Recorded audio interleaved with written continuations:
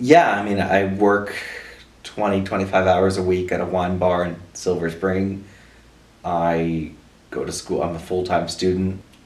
I've basically been trying to live as much a normal life as I can. Hi everybody, it's Stefan Molyneux from Freedom Main Radio. Hope you're doing well. So I watched Obama's speech tonight on terrorism, and we're going to get into some of the more specific details about that. But I first started listening to the podcast in 2007, May of 2007. When I was a junior in high school, I was a sort of Barry Goldwater conservative, very libertarian, small government, small enough that you could drown it in the bathtub conservative. And I introduced a friend of mine to Ayn Rand. He repaid the favor by introducing me to this podcast that he really thought that I'd like, called Freedom Main Radio.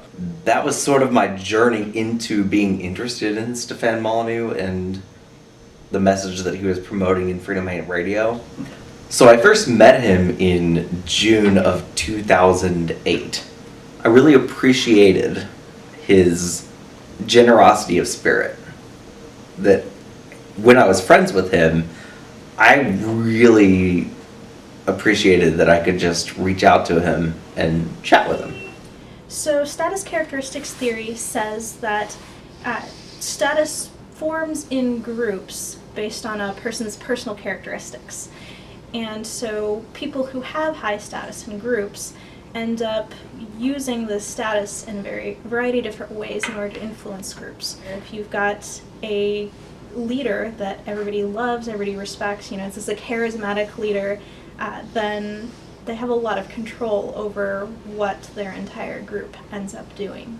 I think that he's a cult leader, and I think that he's very manipulative, and that he, I don't know, he's become a huge racist and sexist, and contradicts a lot of what he used to talk about.